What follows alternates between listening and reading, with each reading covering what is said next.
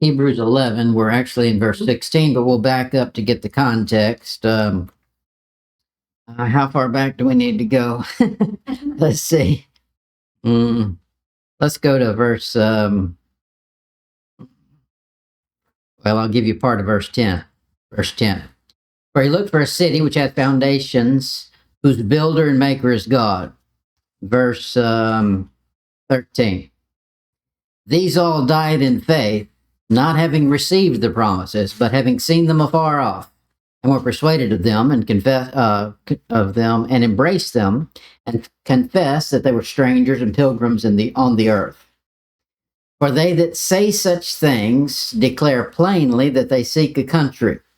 So what they've said so far is this: we're a pilgrim and a stranger. We're on the earth. We're walking through your country, but this ain't the one we're picking. We're headed somewhere. We just don't know where it is. Verse 15. And truly, if they had been mindful of that country from which they came out, they might have had opportunity to have returned. That is, as they went to each country, they said, something's missing here. It's still not what we're looking for. Verse 16. But now, something changed.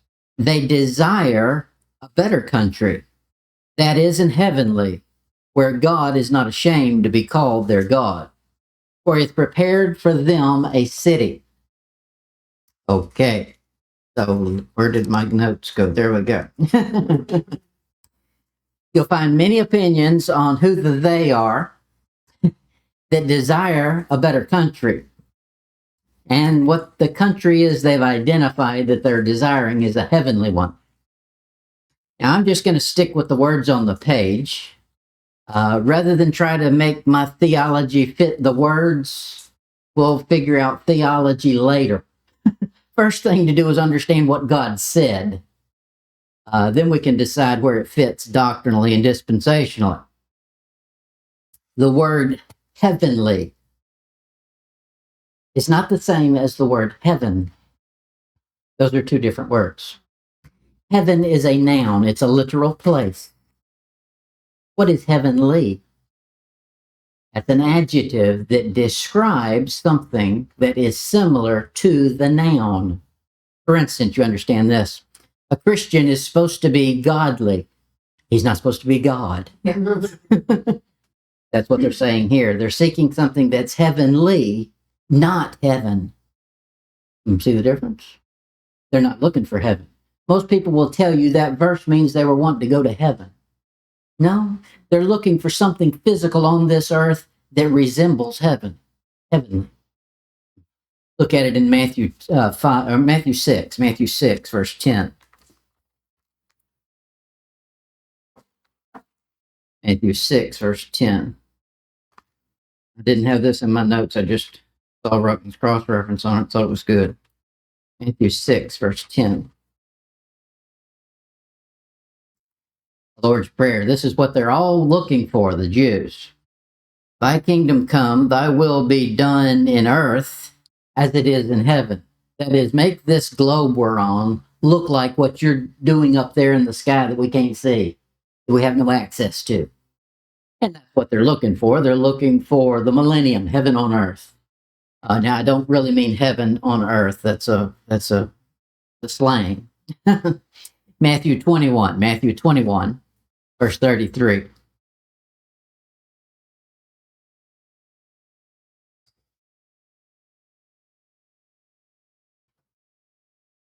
He says, in our text, we read that they were looking for a country, a heavenly country. That word country, I'm not talking about Greek, I'm talking about Bible. Country, the word country, or countryman or men, is only used in the Gospels. So it's Jewish. Or it's used heavily in the book of Hebrews. Well, that tells you something. It's a Hebrew thing. They want a country. They want a city. They want something that's dirt. Because that's what was promised to them. Matthew 21, verse 33. Here another parable. There was a certain householder, that would be God, which planted a vineyard and hedged it round about, and digged a winepress in it, and built a tower, and let it out to husbandmen, and went into a far country. You got a bunch of elements in there. The householder. A householder is different than a husbandman. What's a husbandman? That's the yard worker. That's us. That's the people that dig the field and do the actual work. The householder owns the property. It's all God. The husbandmen, there's many of them, and they come and go. Okay, it says, and let it out to husbandmen, and went into a far country. Now, there, the country could be heaven. So, according to that passage, what we have is God came to earth at some point, and he built this vineyard and digged it and did all these things to it. And then he let husbandmen, other men, come in and care for it while he left and went back. So, where is that in the Bible? Other than right there in a parable. In the parable, the country's obviously heaven itself. God is the householder, and he comes to earth and he plants a vineyard. Let's find out where those elements show up in the Bible. Genesis 2. Genesis 2, verse 8. We're only going to cover one verse and maybe not all of it, but it started getting heavy, so I said that's going to be enough. Genesis 2, verse 8.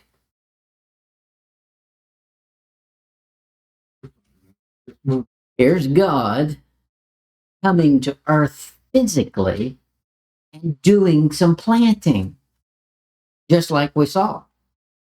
And the Lord God planted a garden eastward in Eden. Okay, he physically did it. I think he dug in the ground and planted a garden just like we do. Look at chapter 9. You know, you're going to be similar to whoever you follow. So be careful who you follow. People that use Facebook heavily have not learned that yet. They follow some people they should not be following. Genesis 9, verse 20. And Noah began to be an husbandman, not the householder, and he planted a vineyard. Okay, so this is the way God does it. And of course, in typology, Noah's the only one left. He's the only righteous one. He's a preacher of righteousness. So in that instance, you could say he was typifying what God did in the Garden of Eden. Came to the earth, the only righteous one after wickedness, and planted something good. Look at it in Psalm 80.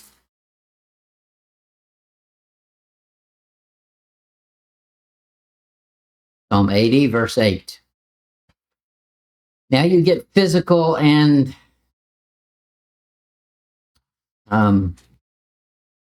spiritual kind of all at the same time. Psalm 80, verse 8. Thou hast brought a vine out of Egypt, and hast cast out the heathen and planted it. Okay, so what does he mean there? He means the nation of Israel. He brought them from Egypt and planted them in their own land. That's similar to what we've seen so far. The analogy is this: God comes to earth and he plants a garden in a ground, actual land. This is what he did with the nation of Israel. He pulled them out of where they were and planted them in their own ground. Psalm 80, look at verse 14. Return, we beseech thee, O God of hosts. Look down from heaven and behold and visit this vine. Israel is the vine. And the vineyard which thy right hand hath planted. Okay, so he's giving God credit for creating the nation and planting it, giving it a homeland. And the branch that thou madest strong for thyself. Israel was made a nation for one reason. God had to do it. They're to bring him glory. Look at it in Isaiah 5. Isaiah 5, verse 1. Isaiah 5, 1. He says, Now will I sing to my well-beloved a song of my beloved touching his vineyard. My well-beloved hath a vineyard in a very fruitful hill. What's the fruitful hill? We would look at it and say, it ain't that fruitful. I mean, it's beginning to get that way now, but Israel is what he's referring to. He's got one spot on the globe that he's especially favorite habitation that he says that's the spot I pick out. He could have picked anywhere on the globe to put Israel and said, I got a good spot for you. Now, it's more than just that little spot they're on right now. We've seen that before. Verse 2. And he fenced it and gathered out the stones thereof. Who are the stones? The stones were all those nations that dwelt there before. And planted it with the choicest vine and built a tower in the midst of it. There's that tower in the midst of it. So what's the tower in the midst of Israel? Physically, it's the high spot in the land of Israel, Jerusalem, Mount Moriah. And also made a wine press therein. What's a wine press? Wine press is where you press the grapes and it produces wine, the blood of the grape. Mm-hmm. Going back to that tower thing. Tower. Mm-hmm. Action. Run into it. Mm-hmm. Yes, and it's a. Mm-hmm. Yep. Yes. The wine press, that's where they stomp out the grapes. You know what they do when they stomp out a grape? They stomp. I've never done it, but I've watched it. They stomp it, and that's the way to squeeze the juice out of it, which is exactly what's going to happen at Armageddon. God comes back and he stomps the grapes of wrath, and he squirts out their blood to the horse's bridle.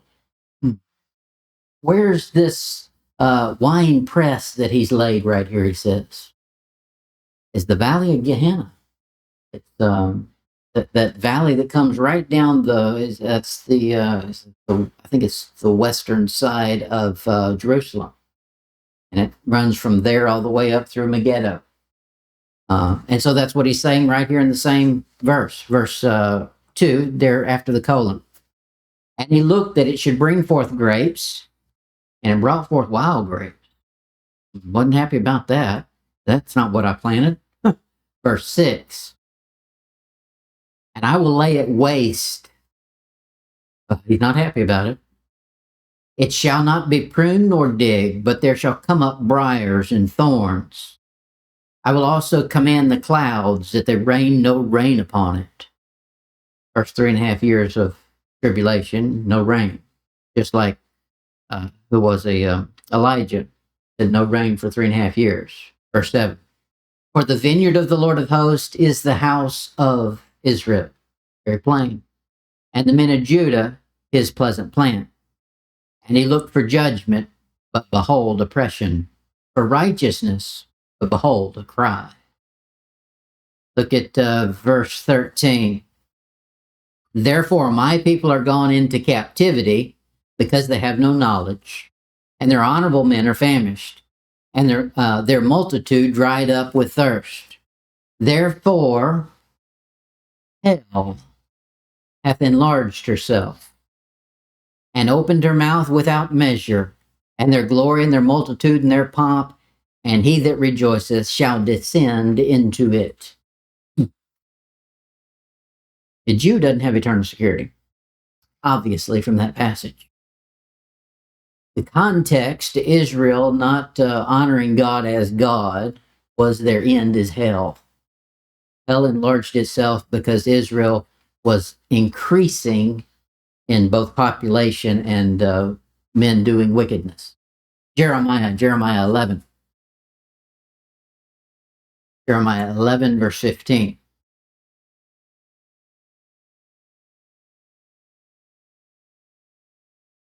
What hath my beloved to do in mine house, seeing she hath wrought lewdness with many, and the holy flesh is passed from thee? When thou dost evil, then thou rejoicest. The Lord called thy name a green olive tree, fair, and of goodly fruit. With the noise of a great multitude he hath kindled a fire upon it, and the branches of it are broken. So he's planted this garden, this vineyard here, and in it is not only grapes, but he's saying an olive tree here. Verse 17. The Lord of hosts hath planted thee, the gardener, hath pronounced evil against thee for the evil of the house of Israel and of the house of Judah, which they have done against themselves to provoke me to anger in offering incense unto Baal. Matthew 25. Matthew 25, verse 14. For the kingdom of heaven is as a man traveling into a far country. Now, the analogy switches here. Now the far country is earth. We're the far country. Previously, the far country was he left to go to a far country and left the husbandman to take care of his vineyard. Now it's reversed. He's left and come to our far country. Who called his own servants and delivered unto them his goods. His own servants, that's the name for the Jews. They're the servants of God all the way through the Bible. Look at verse 15. And unto one he gave 5 talents, and to another 2, and to another 1, and to every man according to his several ability, and straightway took his journey. Okay, so whatever country he came from, it appears he goes back to that country. Obviously, that's what Jesus did, but this is not talking about Jesus. Jesus is the one talking. Luke chapter 15. Luke 15, verse 13. Here's the prodigal. And not many days after, the younger son gathered all together and took his journey into a far country, and there wasted his substance with riotous living. So this far country, there's many far countries. This is a negative far country. You know what that is? That's any country on this globe. You can go from country to country, and I'll guarantee you it's a far country. It's far from God, and that's all that matters. Luke 19. Luke 19:12.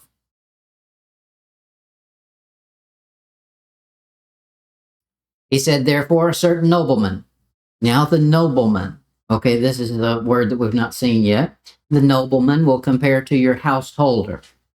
Went into a far country to receive for himself the kingdom and to return. Heavy duty stuff. You got to put your thinking cap on. Who does this? Obviously, Jesus does. He comes from heaven to earth. Why did he come to earth? To restore to Israel the kingdom. But they didn't qualify. So he left and he'll be back. And then he won't allow them to not qualify nicely. He'll squish out those that don't and set it up the way he decides. Verse 13. And he called his 10 servants and delivered unto them 10 pounds and said unto them, occupy till I come. So you can tell if somebody is spiritual or not if they've gained 10 pounds.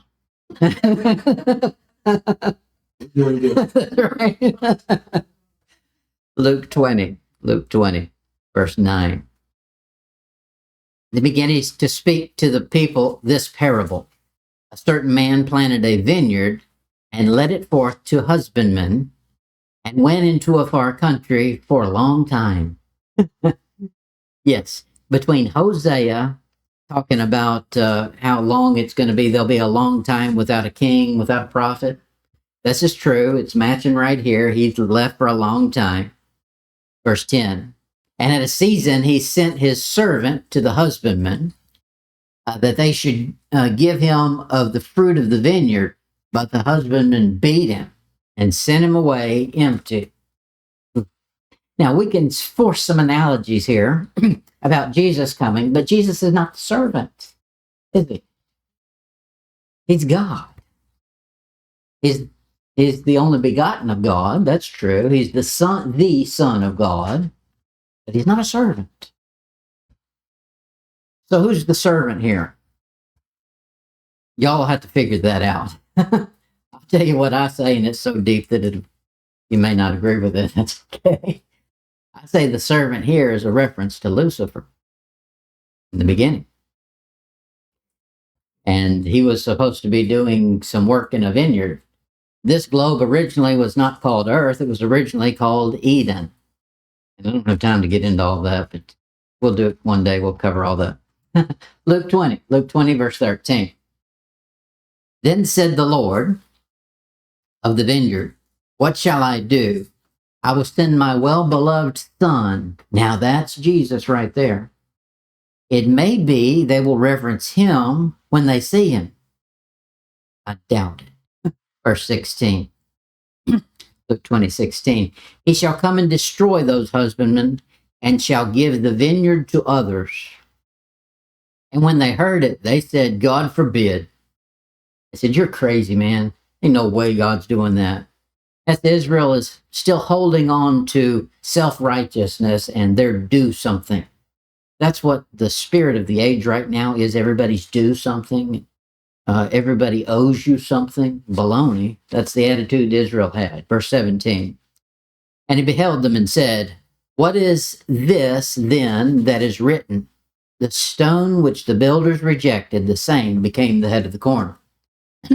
Now, this is the analogy he's given of himself. Whosoever shall fall upon that stone shall be broken, but on whomsoever it shall fall, it will grind him to powder, just like we've been seeing before. Hebrews 11:16, he says, but now they desire a better country, that is in heaven. Okay, so heaven is an actual place. Heavenly is an adjective describing that place. A Christian, of course, is to take types and figures and figure out how we're going to apply it to our life. And we can use Israel as the example. However, just because you're using something for the example, don't force the example to be the actual interpretation of a passage. He says, the verse we all know and use many times is, all we like sheep have gone astray, we turned everyone his own way. Okay, that's true, but you can't tell a lost man he's a sheep. For dumb fish. He hadn't been saved yet. So how did he get lost? That you got to go find him. Okay, so the literal explanation of that is Israel the nation. We can make a spiritual application. God allowed you to have breath. You belong to him. If he doesn't let you have breath, you don't have it. So you're lost in that you should belong to him and you don't. Okay, so we can force it that way. That's not the literal. He says in our verse, wherefore God is not ashamed to be called their God. Okay, so because these people are looking for an earthly city that resembles something heavenly, God is excited. That's what he's saying. Most people will tell you it means just the opposite. Most people will tell you that God's not ashamed to be their God because they're looking for heaven. That's not what the passage says. They're looking for an earthly spot that resembles heaven. That's what Israel's supposed to be. That's what the millennium will be. And when they start looking for that, then God gets excited. Genesis 17.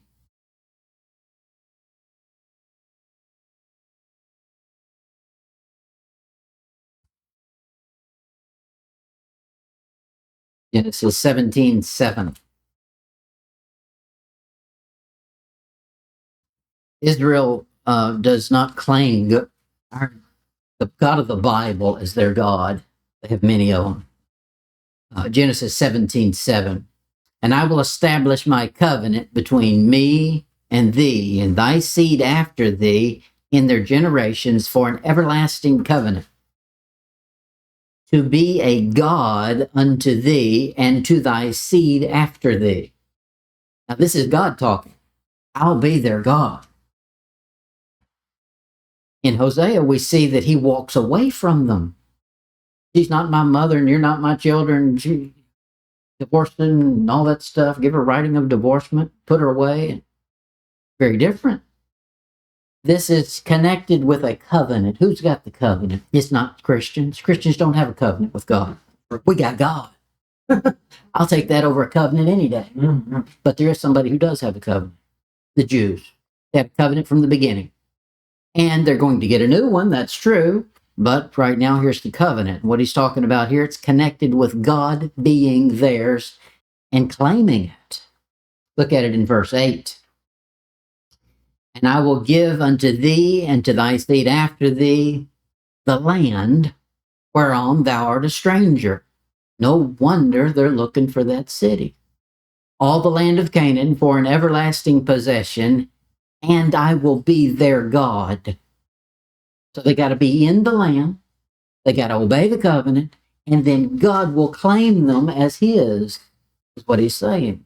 It's matching what we saw in Hebrews. When they're looking for that parcel of ground, God gets excited because that's what goes with hand in hand with the covenant.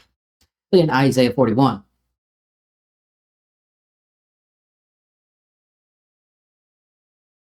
Isaiah 41, verse 8. But thou, Israel, art my servant, Jacob, whom I have chosen, the seed of Abraham, my friend. Thou whom I have taken from the ends of the earth. Taken from the ends of the earth. That didn't happen at the time of Abraham. Taken from the ends of the earth is prophetic. Isaiah's way after Abraham. Okay, so this is future. Right now, they're scattered to every corner of the earth. They're going to be drawn back. That'll be tribulation and millennium. Thou whom I have taken from the ends of the earth, and called thee from the chief men thereof, and said unto thee, Thou art my servant, I have chosen thee, and not cast thee away. Could have fooled me. Hebrews, he did cast them away. When does he not cast them away? Millennium. The only time it fits. Verse 10. Fear thou not, for I am with thee. Be not dismayed, for I am thy God. I will strengthen thee, yea, I will help thee. I will uphold thee with the right hand of my righteousness. There's where righteousness comes to earth. That's millennium. And that's a literal fulfillment. Jeremiah 30, Jeremiah 30. Jeremiah 30, verse 23.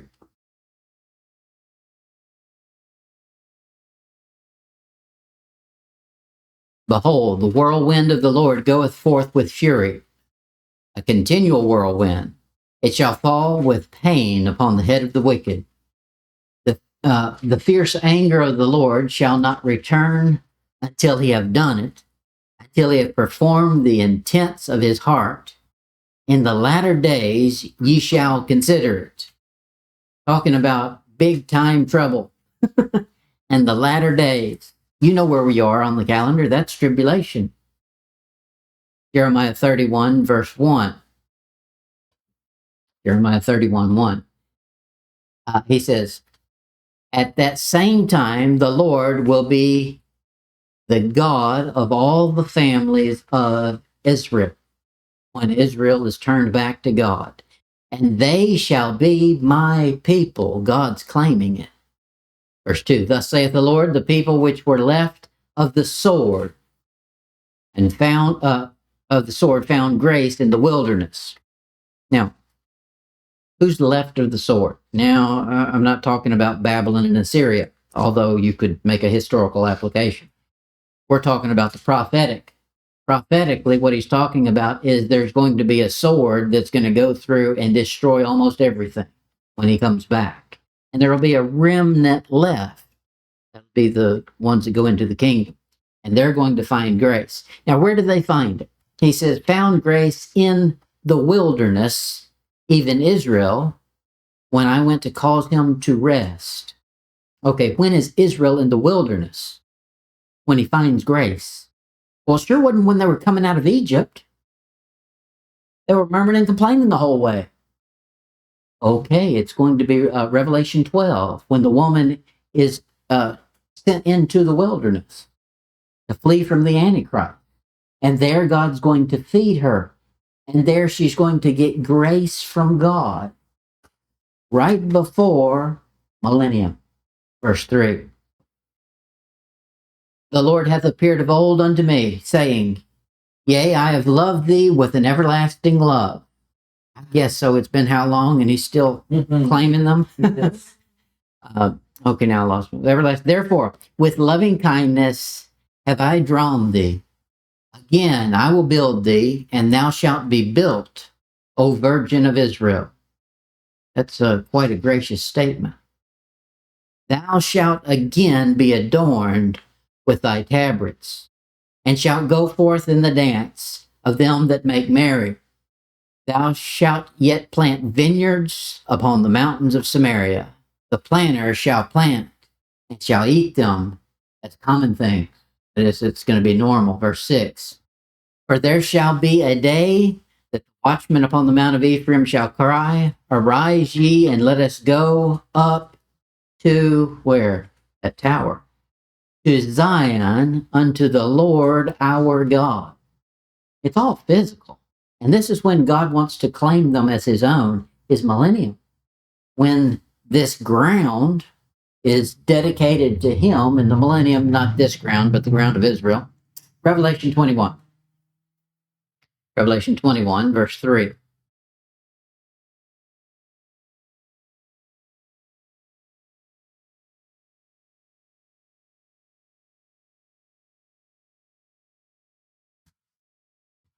And I heard a great voice out of heaven saying, Behold, the tabernacle of God is with men, and he will dwell with them, and they shall be his people, and God himself shall be with them and be their God. That's when he's their God, is when he's on the ground. He's going to be their God and claim it. Verse 4. And God shall wipe away all tears from their eyes, and there shall be no more death, neither sorrow nor crying, neither shall there be any more pain. For the former things are passed away. And he that sat upon the throne said, Behold, I make all things new. And he said unto me, Write, for these words are true and faithful. Now, time-wise, we've gone out past the millennium at this point. This is eternity. When he makes all things new is not millennium. He's restoring things during the millennium, but he doesn't make it new until eternity. How does millennium end? Millennium ends with the great white throne judgment. And then the elements melt with a fervent heat. And then he makes all things new. Hebrews 11. Hebrews 11:16. I don't know if y'all have ever heard that verse.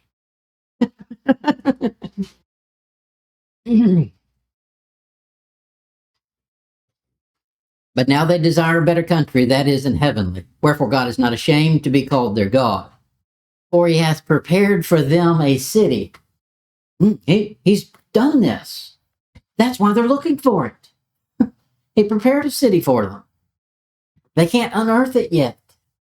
Hebrews 11 verse 10. For he looked for a city which had foundations, whose builder and maker is God. But he couldn't find it. It won't be found till God says you can find it. I think he does the same thing with all these archaeological digs. You know, people dig and they dig in the same spot, and then all of a sudden they unearth something. God's decided, okay, now you can have it. He's doing this with this city that's in that they're all searching for. Hebrews 13, verse 14.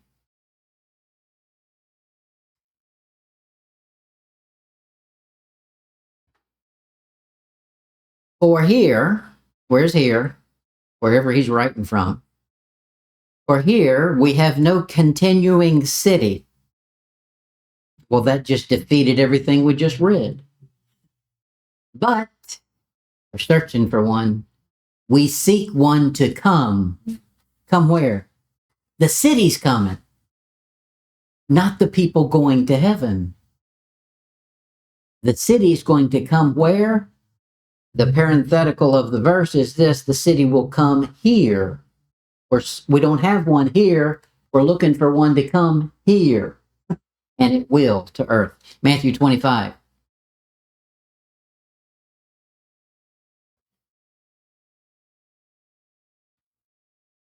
Matthew 25:34. Then shall the king say unto them on his right hand, Come, ye blessed of my Father, inherit the kingdom prepared for you from the foundation of the world. This is what they're all looking for, is a kingdom. And that's what Israel's been promised. That's what they thought they were going to get when Jesus showed up, was a kingdom. But they weren't ready for a kingdom. You got to have a people prepared before the kingdom would do any good, or else they'd just destroy it. Luke 12, verse 32.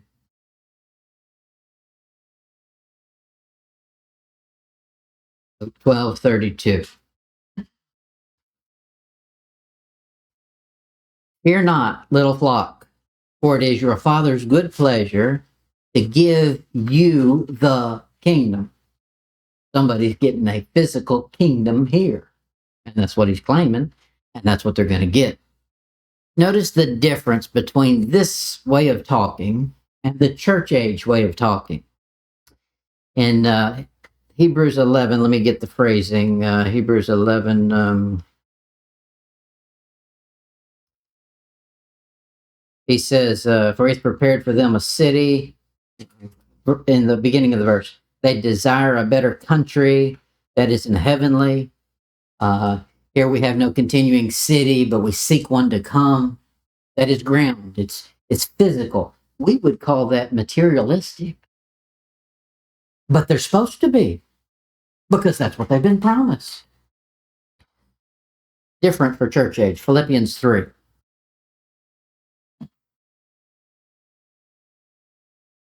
Philippians 3, verse 20.